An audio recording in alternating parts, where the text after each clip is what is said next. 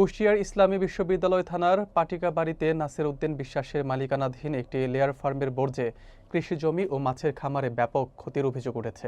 বিস্তারিত থাকছে মঞ্জুরুল ইসলামের প্রতিবেদনে। অতিবৃষ্টিতে ফার্মের শত শত টন দুর্গন্ধযুক্ত মুরগির বর্জ্য ছড়িয়ে পড়ে আশেপাশের জমি, পুকুর ও জনবসতিতে। এতে মাছ মারা যাওয়া সহ জমি অনাবাদি হয়ে পড়েছে বলে জানান স্থানীয়রা।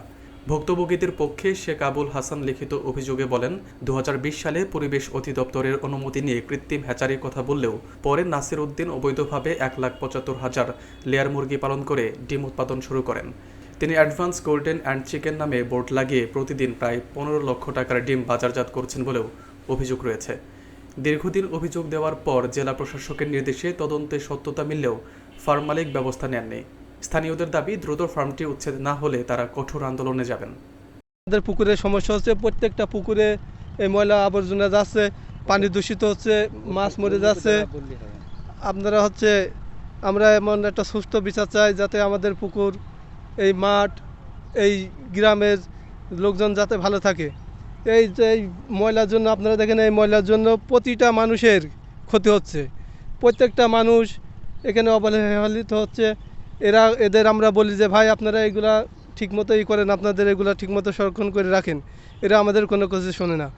আমরা চাচ্ছি যে এদের যেন একটা সুষ্ঠু বিচার হয়। গাড়ি করে এই খাবারের এই পুষ্করিণীর ভিতরে ঢালিয়ে সাইডে যত পুষ্করিণী আছে সব পুষ্করিণীর মাছ মারা যাচ্ছে। এই জন্যেই আমি প্রশাসনের কাছে বিচার চাই। দেশের পরিবেশ খুবই খারাপ করছে। আমি তো ক্ষতিগ্রস্ত হচ্ছি, আমার 5-7টা পুষ্করিণী ময়লা ঢেকেছে এখানে, আরও মানুষের তা মরে যাচ্ছে, মাছ টাছ মারা যাচ্ছে। কি করবো, আমার তো কিছু করার নাই। খাতে পারিনি, গ্যাসে দাঁড়াতে পারিনি, আর কি বলবো আমরা। এবং লোকজন রাত্রি শুতে পারে না, খাতে পারে না ঠিক মতো দিনু, মানে এইভাবে চলছে। এখন আমরা গরিব মানুষ, আমাকে কাজ করে খাতে হয়, তাই কাজ করে খাচ্ছি। এখন আমাকে তো কিছু করার নেই, আমরা গরিব মানুষ। এখন আমাকে তো কথা তো আর কোনো কিছু করার নেই, আমরা কাজ করছি, এই করছি, এইভাবে। আমরা চাষিরা কি করব, কি করতে পারি? আমরা চাষিরা ধান না হলে তো আমাদের ক্ষতি, মাছ না হলে আমাদের ক্ষতি।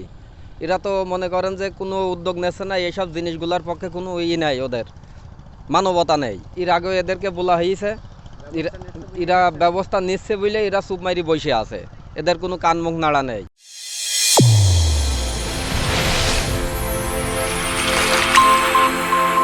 চ্যানেল A1 হৃদয়ের স্পন্দন।